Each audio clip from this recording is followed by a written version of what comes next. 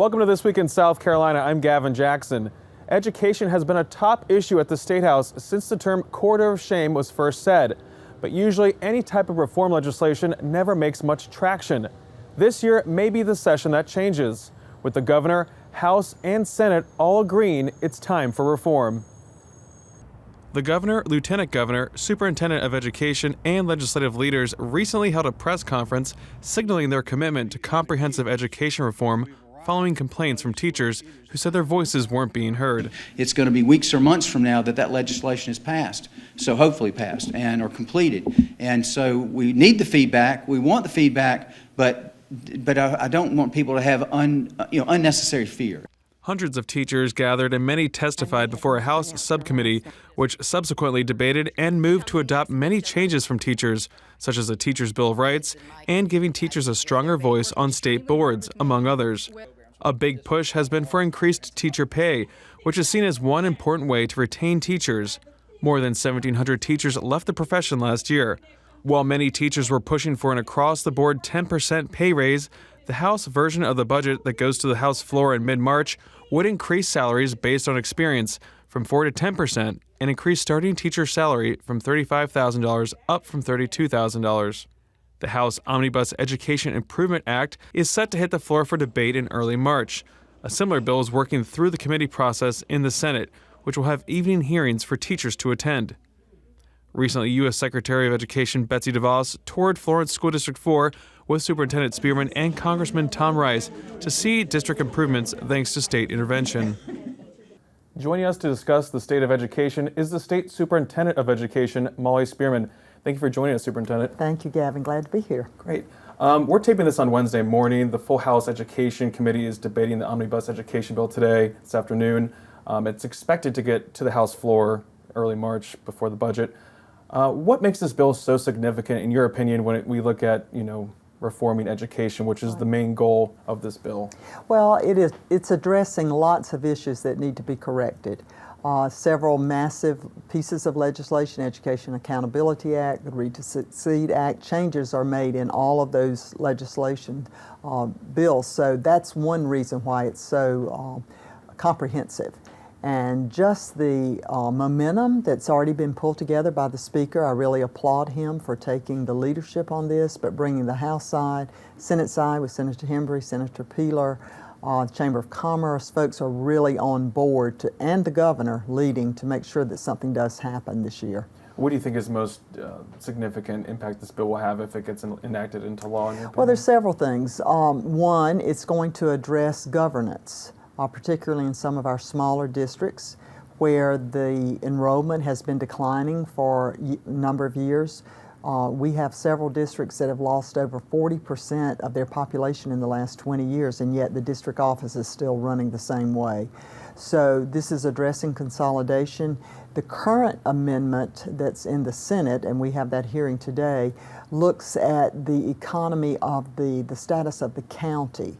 And they're tiered by Commerce, the Department of Commerce, but Tier 4 counties, and there are a handful of those that have multi-district school districts, would have to consolidate. So there are about 4 or 5 districts that would adhere to. They would receive assistance in money to cover whatever, whether it's equalizing teacher salaries, helping with transportation, facilities, whatever. So there's a real good incentive there for that to happen. And then the next tier, if they would volunteer and do it, they would be eligible to receive the funding as well. So I think that's a significant piece. The other is the teacher pay, improving, giving a more competitive salary to our teachers is involved in the legislation, and as well as some changes to Read to Succeed that I think we need to make. And we can touch on both consolidation and teacher pay in a moment, but I want to stick with consolidation. Is that always a concern? Is that, some of these more rural school districts, I'm just thinking of, even in Florence County with Timminsville, being absorbed by the other districts that maybe have more of a tax base and more ability to fund their operations? Is it a concern that they have to take on some of those concerns? Well, there's always concern to make sure that it's going to work. People are apprehensive about it. Certainly the receiving district. But in most cases, people are shocked when they really look at the details of it to find out that the millage rate is really not that much different. Sometimes the smaller district is paying an even higher millage rate. The economy of scale in running a school district, though, is just, it doesn't take rocket science to see that. We have some districts that are spending as much as $2,000 per student on the district office administration. When you're really small, that's the only way, that's what happens. So when you get down below 1,500, 1,000, we have 3 districts in the state that are around 600 students in the entire district. It is so difficult to make it work financially. So I'm trying to look at economy of scale and really pushing these districts to share services and run more efficiently. Mm-hmm. And just kind of speaking about this bill, I mean, it's been a couple weeks now since it's been out. It's been very tenuous, very rocky road for all involved, including teachers who felt like they didn't really necessarily have that much input in the beginning. Right. Moving forward with amendments on both of these bills, the House and the Senate bill, do you think that a lot of those concerns from teachers have been mitigated from what you've heard? I think so. I think we got to a point where we just had to stop talking about what had happened in the past. But the reality is everyone has had a lot of input here in the last few weeks, and the bill has improved. The Speaker has been very open to amendments, as has the Senate, and the bill is improving as we go through the process. So teachers have been heard. I think educators across the state, citizens have been heard, and changes have been made and are still being made to the bill. So it's getting better and better as we've moved through the process. Was that kind of a reasoning behind having that press conference we saw the other week with the governor and all y'all? It was just to say, look, we need this. We need a revolution in education, a transformation for sure, and let's work together. We know it's not a perfect bill yet, and it probably won't ever be totally perfect, but we're going to work together to get it as close as we can to meet the needs of all the students and teachers, schools and districts across the state. Do you think part of that is also the Teachers' Bill of Rights that's kind of being incorporated into the bill? I think that. But when I meet with teachers, they talk about salary, of course, but they also talk about support. And for them, that means things like having an SRO in every school, a school resource officer, or having a mental health counselor in every school, access to telepsychiatry. So we're working on that. We've set a goal that we would reach that for all schools in South Carolina by 2022. It's very doable, and we're well on the way. Resource officers, the House has already appropriated in their budget that's being discussed now additional funding for SROs. So we have about 350 schools out of 1,200 plus that don't have resource officers. With this additional funding, we should be getting really, really close to covering every school in the state. Mm-hmm. But when we look at the Teachers' Bill of Rights, kind of drilling down into working conditions for these teachers, I mean, how important is that for these It's working very professionals? important. It's the little things in the day, having a duty-free lunch, being able to just get away for a few minutes and know that that's going to happen every day. We have sent an amendment in to include that in the bill as well. Teachers want to be heard, though. They want to have a part in decisions that affect them in the classroom. We're adding a teacher to the State Board of Education. Those types of things really mean a lot to teachers so that they see that their voice has been elevated in South Carolina. Mm-hmm. And just kind of looking at the state of education in South Carolina, we've obviously fell back in some rankings. Do you feel that education is adequate, or is it minimally adequate, or is it on par in South Carolina for students? Well, I think our standards are very high. I'm proud of that. I think we're doing a lot of things really, really well. And I think we're world class in parts of the state.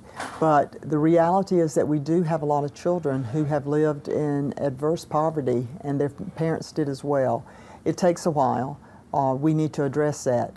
Where we're working, and I'm really proud of the work that we've done in our Office of School Transformation over the last 4 years, where we really are going out with expert teachers, and they are living and working there in the community, in the school, and we are seeing the achievement level of those students rise. Brockington Elementary in Timminsville was the lowest performing elementary school in the state 3 years ago. We've been there working. It's now not in the bottom 5% nor the bottom 10%. So it's working what we're doing, building capacity in the schools with the teachers so that they know how to teach. They know how to teach better and to hire more rigorous standards. when you talk about Brockington, we're talking about a district that's been taken over by the state. Some people have concerns about that, but you're showing that there have been actual changes and that there are improvements there. Is that the last-ditch effort that we have to take over a school district, or is that something that in this bill hopefully will prevent schools from being taken over if they get put on notice, for example? Well, it's certainly not anything we take lightly. It's very serious, but it's not something that I'm afraid to use when I see that it's necessary, and when I see that the district has gotten off track and maybe they're making decisions that aren't in the best interest of the students. I will respond and use that responsibility and authority that I have. And we've done that 3 times. We watch districts very closely now. And when I know that it's to that point that the best decisions aren't being made for students, I will go in as state superintendent. And I think that districts are aware of that now. I've gotten some pushback, but I think it's the right thing for students, and I'm going to continue to do that. And this bill does not stop that. In fact, it gives me a few more tools in the toolbox that I can use when I know that districts are not serving their students as best as they should. And one of those tools is dealing with the board, because we were speaking earlier Right. about how Right. you don't have a timetable right now to give back some of those schools because of the That's board right. situation. The old 1998 Education Accountability Act that we live under now, when I do use the emergency takeover, when we move out of the district to transition back, the district goes right back to the same school board members. So I'm telling the legislature that's not going to happen. I'm going to hold on to these districts as long as I can till we can have some type of better transition back, perhaps with an appointed board that would be in place to show during a period of transition time that they're keeping the progress going, and it could eventually go back to an elected board. And you had U.S. Secretary of Education Betsy DeVos touring Timminsville School District 4 with you as well. Did she have any input, or did she have any thoughts on how Well, y'all were doing? we were really excited to have her visit us along with Congressman Tom Rice, who invited her to come, and they wanted to come and see one of the schools that we were working in. They had heard about the work. The model that we're using here in our lowest schools is different than anything going on across the country, where we're building capacity with the people who live there. So she wanted to see it. She was very impressed, said we had made the right decision and to stick with it. And certainly the children, the students there, and the teachers were testimonies to the fact that the morale is better, there's stronger instruction, and children are more engaged in their learning, and they're doing better. And then are other school districts able to adapt kind of the procedures that you all have put in place that have shown results in Timminsville? Yes, we're using that model. We have some schools that aren't on the priority list that we call it, but are comprehensive support list now, but they're asking for the professional development that we're giving. Can they come? Can they participate? So we're allowing that, and we hope to see more improvement across a wider part of our student population. And just looking at the bill again, the omnibus bill, whether it merged with the Senate, the House, once those two work it out through the session, what's going to be the measure of success for you when it does get enacted into law? Because it does sound like it will be moving pretty quickly this year. What's going to count for you when you look at the success of this? Okay, this law? there are a couple things that we really want to see improvements to the Read to Succeed. We've got to raise our cut score, which is in the legislation, from not just the lowest of the low students that we would work with in summer reading camps and in our interventions, to move that up to we're working with a larger population. The school consolidation, to have something happening there for sure, to make sure teacher pay, that we get a new, more competitive salary, and that teachers do have a greater voice in the entire procedure. Those are just some of the things that we were already talking about, that the Speaker included in this bill, things that we said we've got to have those happen this year. So that will be success for me. And then if rankings change, is that also maybe a measure of success, or how do you look Well, at you know, rankings I've when never we talk about those? rankings are very difficult. Sure, I want us the biggest ranking for me is how well are we doing when students graduate. Are they able to go out and get jobs? Do they have certifications? Are they getting into college? Now, that's a progressive thing that has to start with pre-K, getting those students on grade level as they move forward. So rankings I don't look at so much. The biggest ranking for me is just that final outcome of are our students prepared to go out into the world. And then kind of looking at that 0 to 20 committee, Mm-hmm. are you pleased with how that committee is structured, and just kind of maybe elaborate a little bit about how that's going to incorporate oversight and looking at workforce development? Well, I think that it's a good idea. We do need coordination, and what I've been pushing the legislature to look at is if we're going to really coordinate, let's get rid of some of the committees we have now, fold them into a 0 to 20 committee and really give some meat to that. But we definitely need coordination, so I support it if we can do all of that in this one big committee. But are you worried about any additional bureaucracy being layered on? I know some Well, I am superintendents worried. are. Yeah, I am worried, and that's what I've cautioned them. You know, as we go through this, if we're adding something to coordinate or whatever we're doing, there are an awful lot of meetings that we go to that are redundant. So let's really take a close look and get rid of some of that bureaucracy and fold things in, merge things when we can do that, so to make the process work more smoothly and quickly. And speaking of teacher pay raises, obviously that's a big reason for a lot of this moving forward. Additional money also in the budget for that. The House budget has put about $160 million already in their version of the budget to increase pay raises on a somewhat of slight scale, just based on how long the teacher's been there. The biggest pay raises would be for new teachers. Is that a big way to retain these teachers that have been leaving? I think it is. I think we've got to do something there. We're low compared to our neighboring states on beginning salaries to attract young people into the field. I think the reality that people need to be reminded of is how strong the economy is right now, and history shows us that whenever there's a strong economy, lots of jobs, lots of opportunities, there's usually a teacher shortage. We have to be competitive, and we're really not competitive now. So absolutely building to that beginning salary, and we have to remember across the board though to retain those teachers. We don't want to favor too much one group at the discredit of others. So we've got to do something for all of our teachers. Currently, the bill does have that, and that's what I support.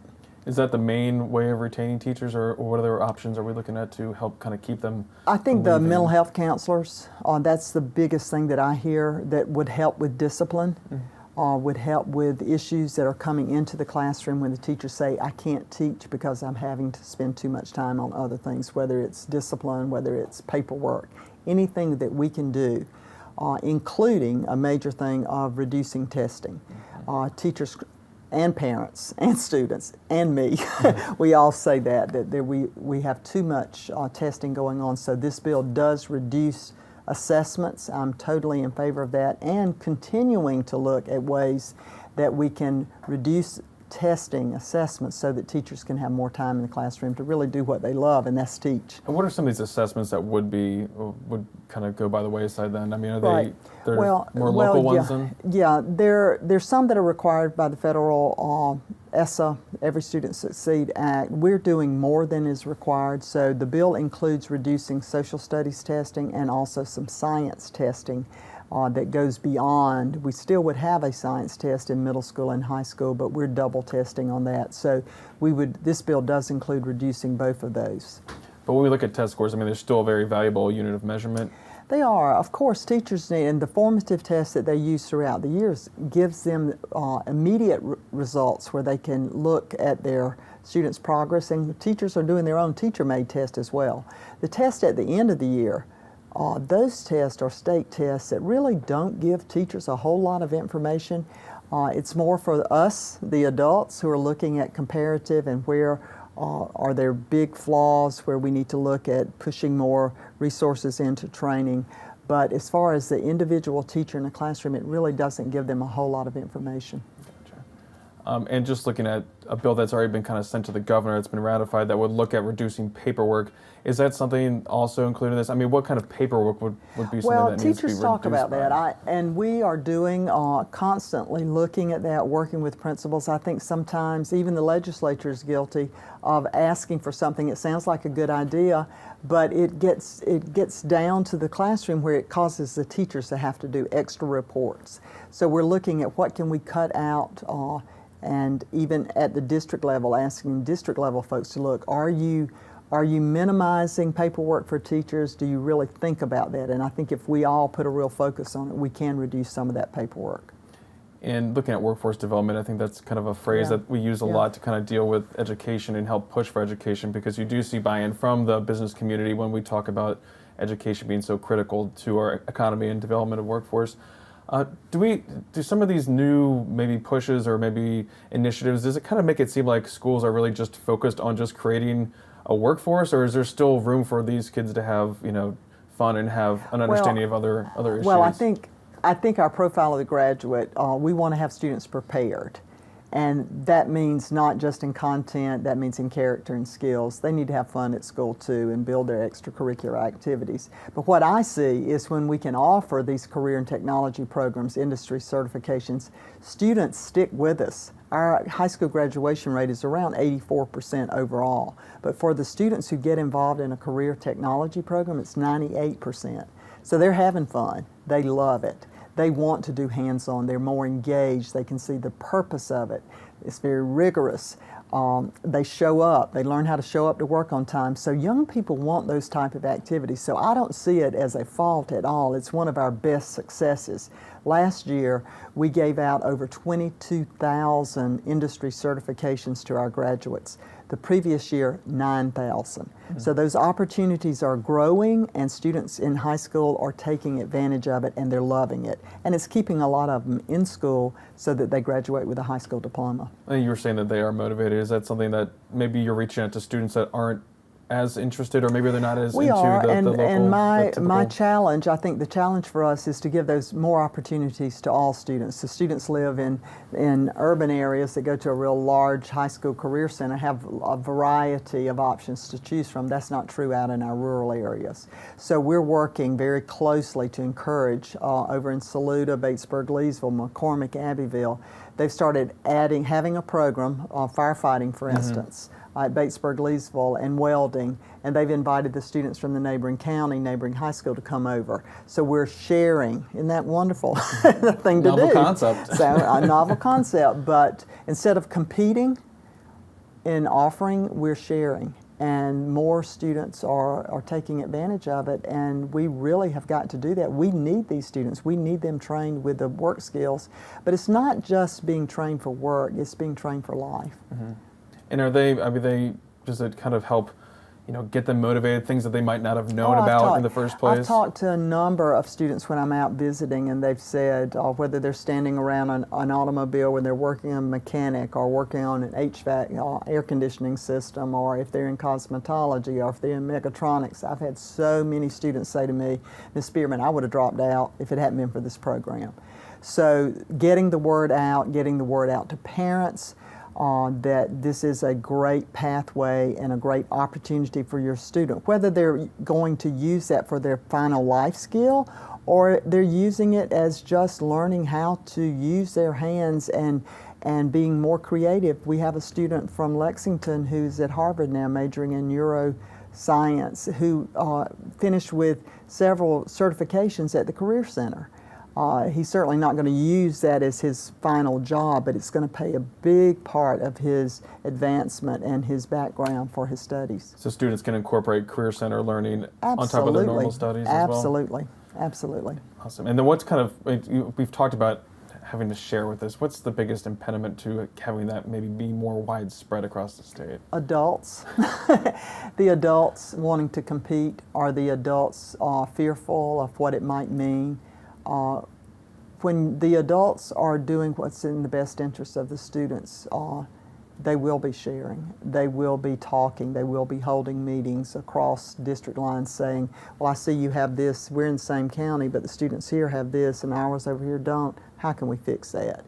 That's what I'm challenging school board members to do and business leaders, people across the state. We have got to push for more discussion across district lines, county lines, and work regionally even in some of our most rural areas to make the best opportunities available to students. We'll pay for the transportation. All I'm asking is for the adults to get together and work it out so that we can offer these opportunities for all students. And speaking about transportation, we got about 3 minutes left, but school buses, obviously we turned a big page with school buses that aren't catching on fire, but you still have some old school buses in the fleet. Can you give us an update about where those stand? Sure. All the 1995s that were the real problem are off the road. We parked the last one in January. January 1st, it went to the graveyard. We have 741 buses that are older than 1995s. We anticipate receiving some of the Volkswagen settlement funding. They're very pollutants. They crank up, but they spit out a lot of nitric oxide. So we got to get them off the road. And my goal is to have those off the road in the next 2 to 3 years with the funding that's available through the Volkswagen settlement money and also the General Assembly funding bus replacement. Gotcha. And just kind of looking forward, what's the outlook look like right now for the bill for the next few months as we get closer to this end of session with this? It's going to be tough. It's really going to take everybody working together with that common, we've got to make this happen and get the best bill possible. The legislature has a shorter session now. The budget's got to be done on both sides. It can be done. They've already put in a lot of hours, but I think we will have a bill. But it's going to take a lot of hard work and from the General Assembly members, and I appreciate them putting the time in. And then funding reform probably next year is what it sounds like. Yes, Which I is think a heavier so. lift. That's a heavier lift.